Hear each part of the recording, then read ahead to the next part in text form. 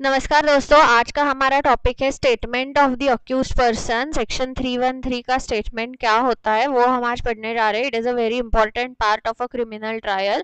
तो यहाँ पे हम पढ़ रहे हैं chapter 24 of CrPC which is general provisions as to inquiries and trial. उसमें हम पहुँच चुके हैं power to examine the accused person तक, सेक्शन 313 तक। ओके, तो यहाँ पे हम सबको क्या पता है आज तक कि बर्डन ऑफ प्रूफ जो होता है, ध्यान से सुनिए कि बर्डन ऑफ प्रूफ जो होता है एक क्रिमिनल ट्रायल में वो हमेशा किसके ऊपर होता है, तो प्रोसिक्यूशन के ऊपर होता है। Okay, burden of proof is always on the prosecution. इसीलिए हमने पढ़ा है कि केस का ओपनिंग भी कौन करता है, प्रोसिक्यूशन ओपनिंग करता है।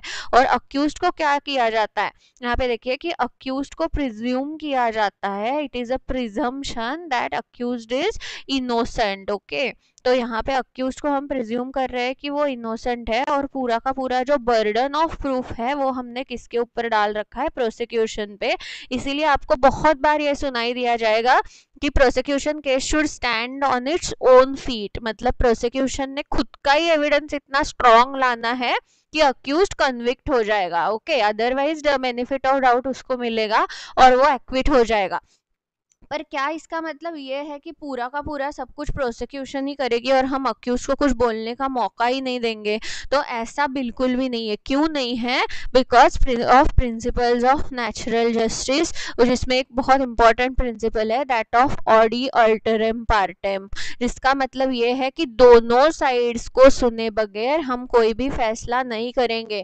तो ऐसा है, अगर प्रोसिक्यूशन ने इतना एविडेंस लाया लाया लाया या फिर बहुत वीक भी एविडेंस उन्होंने लाया, मतलब कुछ भी अक्यूज्ड के अगेंस्ट वो ला नहीं पाए, पर in any case we will give a fair and proper chance to the accused to defend himself. ये बहुत ज़्यादा इंपॉर्टेंट है, हमें एक फेयर एंड प्रॉपर अपॉर्चुनिटी देनी है अक्यूज्ड को, जो भी कुछ सर्कमस्टांसेस उसके अगेंस्ट आए हैं उसके ऊपर कुछ बोलने के लिए। And that is why 313 statement is a very very very important part of the criminal trial, क्योंकि ये पहली बार अक्यूज को मौका देता है कि वो कोर्ट से एक डायरेक्ट डायलॉग एस्टेब्लिश करे और जो भी कुछ सर्कमस्टांसेस उसके अगेंस्ट आए हैं उसका अगर उसको कुछ एक्सप्लेनेशन देना है कि हाँ भाई, ये जो डेड बॉडी थी, मैं जंगल से जा रहा था तो मुझे दिखी थी एक सुनसान जगह पर पड़ी हुई, तो मैंने सिर्फ उसको उठाया था, तब भी पुलिस आई और उनको लगा मैंने वो बंदे को मारा है। मतलब I am giving you the example कि उसकी भी कुछ स्टोरी हो सकती है जो भी कुछ एविडेंस सामने आया है उसके मुताबिक। ओके, तो उसको हमें एक चांस देना ही देना है as per the principle of natural justice audi alteram partem. Okay, तो ये चीज़ बहुत इंपॉर्टेंट है। और यहाँ पे आपको ये भी दिखाई देगा कि जो सर्कमस्टांसेस हम नहीं उसको पूछ रहे हैं एक्सप्लेन करने के लिए, मतलब you have to tell the accused person की भाई ये आपके खिलाफ आया है and we have to give him the opportunity to explain each and every circumstance. अगर ऐसा नहीं होता तो वो जो प्रोसिक्यूशन का एविडेंस है it can not be used against him.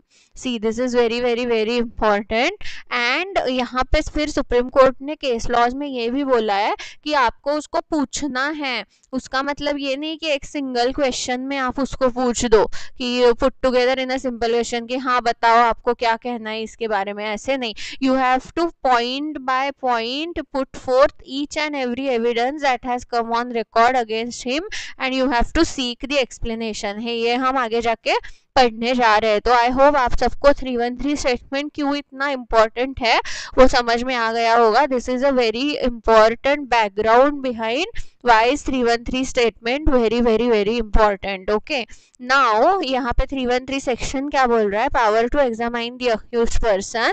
तो यहाँ पे मैंने पर्सनली को ब्लू में किया है, आप भी उसको अंडरलाइन कर लीजिएगा। इसके दो यहाँ पे सिग्निफिकेंस है। एक तो ये है कि अगर अक्यूज को एग्जाम भी किया होगा, मतलब कोर्ट के प्रोसीडिंग्स में आने से अगर वो बेल पे छूटा है तो हर दिन उसको ट्रायल के लिए प्रेजेंट रहना पड़ता है, पर अगर उसको एग्जाम भी किया होगा तो 313 का स्टेटमेंट रिकॉर्ड करते टाइम उसको पर्सनली आना है। ओके, तो यहाँ पे ये जो है कि वो डायरेक्ट डायलॉग है जज और अक्यूज के, कोर्ट और अक्यूज के बीच में। इसके बीच में लॉयर नहीं है, कोई नहीं है। जज will pose the question to the accused and accused will give the answer. Okay, so यहाँ पे in every inquiry or trial for the purpose of enabling the accused personally to explain any circumstances appearing in evidence against him, the court may, now please again underline these words, may at any stage without previously warning the accused put such questions to him as the court considers necessary, but shall, ये हमने sessions trial के procedure में भी देखा था 313 का, कि shall after the witnesses for the prosecution have been examined, मतलब प्रोसिक्यूशन जैसे ही अपनी विटनेस क्लोजर की पुरसिस देगा उसके बाद प्रोसिक्यूशन विटनेसेस का एग्जामिनेशन होने के बाद the court shall give the opportunity to the accused person to explain the circumstances, मतलब shall ask him the question. Okay तो यहाँ पे ये shall वर्ड बहुत ही ज़्यादा इम्पोर्टेंट है, बट यहाँ पे एक चीज़ बहुत इम्पोर्टेंट बोला गया है और जो हमने समन्स केस के टाइम पढ़ा भी है कि अगर समन्स केस में accused has been dispensed with the personal attendance of the accused, मतलब court has dispensed with the personal attendance of the accused in summon case, then it may also dispense with the examination under clause B. ये चीज़ आपको याद होगी, हमने summons case की procedure के time पढ़ा था कि कब समन्स केस में personal appearance personal attendance of the accused dispense किया जा सकता है, और अगर वैसा किया है और ये समन्स केस है तो उस केस में क्या हो सकता है कि आप ये जो शैल लिखा है उसको भी ये एक एक्सेप्शन फॉर्म करता है. Okay now very very important another point is कि ये जो स्टेटमेंट लेने से पहले ओथ कुछ दिया नहीं जाएगा अक्यूज को. Okay this is not a statement on the oath, ये बहुत ज़्यादा इंपॉर्टेंट है. जब हम उसकी एविडेंशियरी वैल्यू पढ़ेंगे 313 के स्टेटमेंट की तो आपको समझ में आएगा ये इतना इंपॉर्टेंट क्यों है. सिर्फ अभी ये ध्यान में रखिएगा कि no oath shall be administered to the accused person.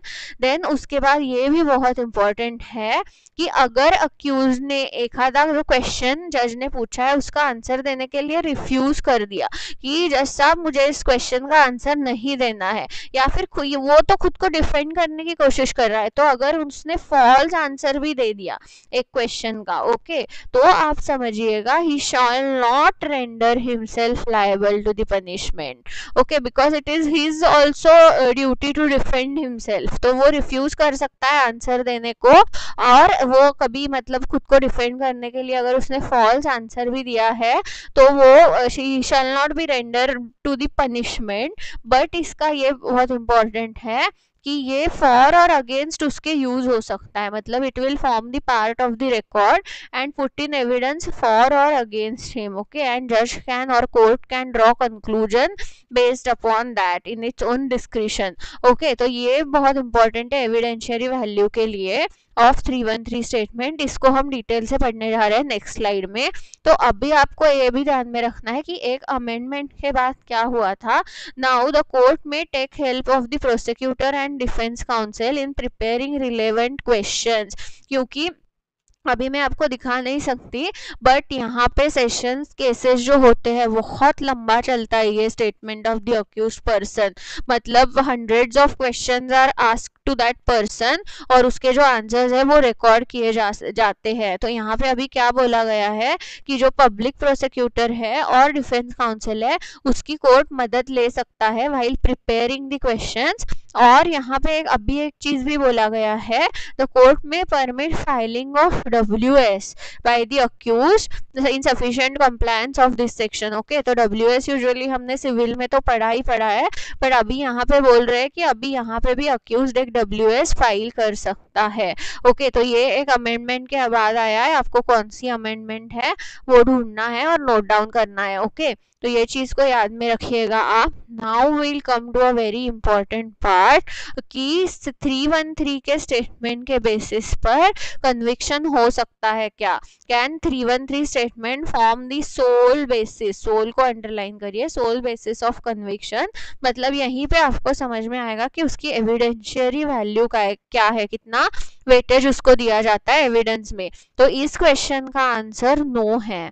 Okay can 313 statement form the sole basis of conviction, तो इसका आंसर नो है. पर क्यों नो है इसका आंसर वो जानना हमारे लिए एज स्टूडेंट्स बहुत ज़्यादा ज़रूरी है. तो मैंने आपको ऑलरेडी बोला था this is not a statement on oath. Okay it is not a statement which is taken recorded after administering oath to the accused person.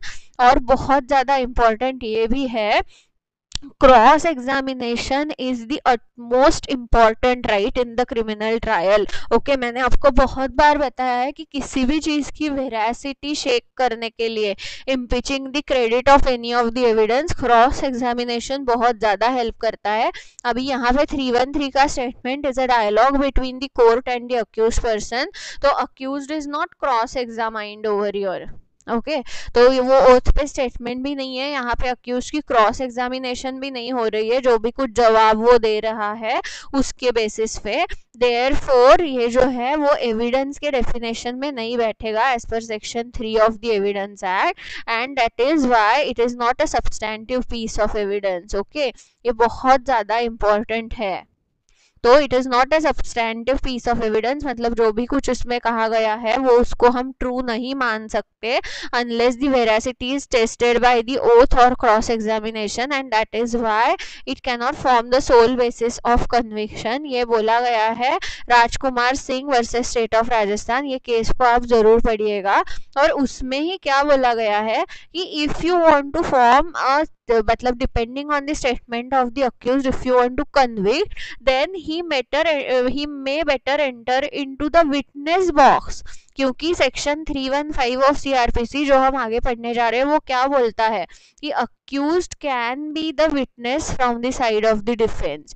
तो अगर उसको ऐसा स्टेटमेंट कुछ देना है तो वो विटनेस बॉक्स में जा सकता है एज अ डिफेंस विटनेस, और वो उसके पास एक दूसरा भी राइट है कि he can remain silent. Okay, तो यहाँ पे अगर 315 का जो स्टेटमेंट होगा it can form the sole basis of conviction, अगर वैसे बोला जाए तो, because that is the evidence on record. Okay, but 313 statement can not form the sole basis of conviction, और ये चीज़ को आपको अच्छी तरीके से ध्यान में रखना है। और दूसरी एक चीज़, ये 313 स्टेटमेंट के बारे में बहुत ज़्यादा इंपॉर्टेंट है एविडेंशियरी वैल्यू के हिसाब से, कि उसको आप पीस मेल मैनर में ना यूटिलाइज करें। ओके, ये कैसे, मतलब इसका मतलब क्या है वो आपको जानना बहुत ज़रूरी है। तो इसके लिए मैंने पहले ही स्लाइड में आपको बताया था कि क्रिमिनल ट्रायल में क्या होता है, it is not it is not like a civil trial जहाँ पे क्या है, पेंडुलम के जैसे बर्डन शिफ्ट होता जाता है प्लेंटिफ पे और डिफेंडेंट पे। क्रिमिनल ट्रायल में पूरा का पूरा बर्डन जो होता है वो प्रोसिक्यूशन साइड पे होता है। तो अगर if prosecution is unable to prove इस case, the inculpatory part can not be used in the 313 statement. Inculpatory का मतलब क्या होता है कि जो भी कुछ पार्ट अक्यूज के स्टेटमेंट में आया है जो बता रहा है कि हाँ उसने कुछ ऑफेंस किया होगा, that is called as the inculpatory part. Inculpatory और एक्सकल्पेटरी ये दो वर्ड्स बहुत यूज किए जाते हैं, आई होप आप सबको वो पता है वर्ड्स। तो if prosecution is unable to prove its case, inculpatory part can not be use. मतलब ऐसा नहीं कि प्रोसिक्यूशन खुद केस नहीं प्रूव कर रहा है एंड दे आर सेइंग कि देखो 313 में अक्यूज ने खुद ने बोला है कि मैंने ये किया था, ऐसे नहीं है। But if prosecution is able to prove its case, then it can take the support of the inculpatory part of the accused person. Okay, मतलब क्रिमिनल ट्रायल का ये प्रिंसिपल है कि prosecution case should stand on its own feet, but अगर उनके पास substantial evidence है prosecution के पास to prove the guilt of the accused person, then to fill the links of the circumstances वगैरह, they can take support of the inculpatory part of the statement of the accused person. Okay, ये बहुत ज़्यादा important है ये चीज़, ये आपको ध्यान से पढ़िएगा एक बार। ओके, जो इनकल्पेटरी पार्ट क्या होता है और कब हम उसका यूज़ कर सकते हैं। और यहाँ पे और एक चीज़ सुप्रीम कोर्ट के केस से आई है कि राइट ऑफ प्राइवेट डिफेंस जो है, मतलब ये भी हमेशा हम सबको पता है कि आईपीसी में कुछ जनरल डिफेंसेस दिए गए हैं जो क्रिमिनल ट्रायल में हम ले सकते हैं। ओके, तो इसमें एक बहुत important right of private defence है। अभी यहाँ पे ये क्या बोल रहे हैं कि 313 सेक्शन का जो स्टेटमेंट है उसमें अक्यूज ने बताया नहीं कि मैं प्राइवेट डिफेंस, मेरे खुद के बॉडी या प्रॉपर्टी के डिफेंस के लिए मैंने ये ऐसी एक्शन करी। तो ये बोल रहे हैं कि फिर कैसे वो प्रूव करेगा कि प्राइवेट डिफेंस, तो it can always be gathered from surrounding facts and circumstances. Okay, मतलब ऐसे नहीं है कि आपका आपके लॉयर का defence, right of private defence है तो 313 के स्टेटमेंट में वो आना ही चाहिए, इट इज नॉट मैंडेटरी। वो बाकी के जो फैक्ट्स एंड सर्कमस्टांसेस है उससे भी हम गैदर कर सकते हैं। Okay, so this is all about the evidentiary value of 313 statement.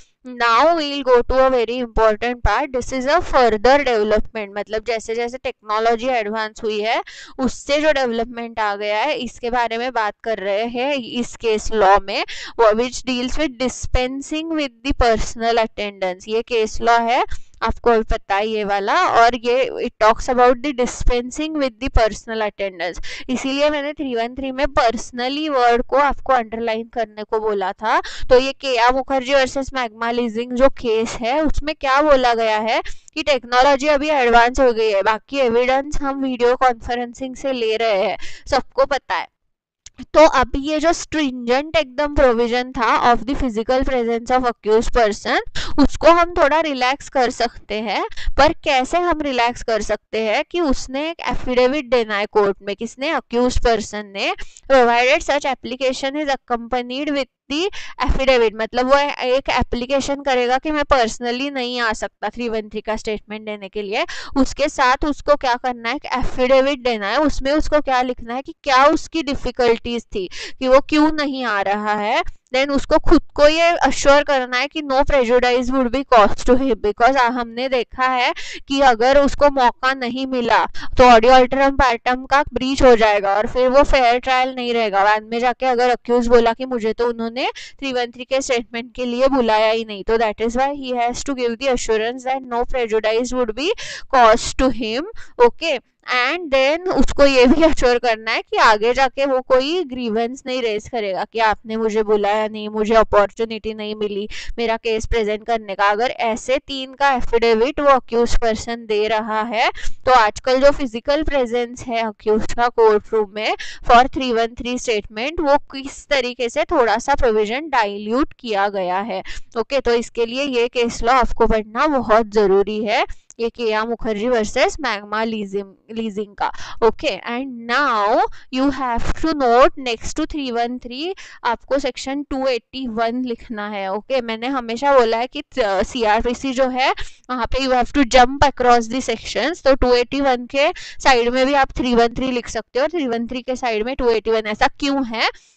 Because it talks about the record of examination of the accused. मतलब जो अभी हमने एग्जामिनेशन किया है अक्यूज पर्सन का उसको हम रिकॉर्ड कैसे करें। ओके, तो यहाँ पे सबसे इम्पोर्टेंट ये है कि जो सेशंस ट्रायल वगैरह होता है, मतलब जो मेट्रोपॉलिटन मैजिस्ट्रेट ने नहीं लिया है और कोर्ट ऑफ सेशंस ने लिया है, ओके, जो एग्जामिनेशन, तो उसमें क्या होगा, कभी आपने सेशंस कोर्ट का फाइल भी देखा होगा, आपको समझ में आएगा कि each and every question put to him and every answer given by him shall be recorded in full by the presiding जज और मैजिस्ट्रेट हिमसेल्फ। ओके, तो ये चीज आपको ध्यान में रखना है कि क्वेश्चन आंसर फॉर्मेट में बहुत अच्छी तरीके से उसको रिकॉर्ड करके हमें रखना होता है। फिर जो लैंग्वेज में उसने आंसर दिया है उस लैंग्वेज में हम वो रिकॉर्ड कर सकते हैं, नहीं तो कोर्ट की लैंग्वेज में हम रिकॉर्ड कर सकते हैं। ओके, देन वो अगर उसको समझ में नहीं आया रिकॉर्ड पे क्या लिया है तो हम उसको इंटरप्रेट करके बोल सकते हैं वगैरह वगैरह। और फिर सिग्नेचर का वगैरह बारे में इसमें बोला गया है। ये सेक्शन 281 हम ऑलरेडी कवर कर चुके हैं। ओके, तो ये आपको वहाँ पे भी समझ में आएगा, सिर्फ इट इज लिंक्ड, तो मैंने आपको यहाँ पे वो बताया है कि इसके साथ इसको भी आप लिंक कर सकते हो वाइल राइटिंग दी आंसर्स की। CrPC also talks about the record of the examination of accused, how it should be taken on record. Okay, तो यहाँ पे हम 313 का स्टेटमेंट खत्म कर रहे हैं and thank you, will go ahead in the next PPT.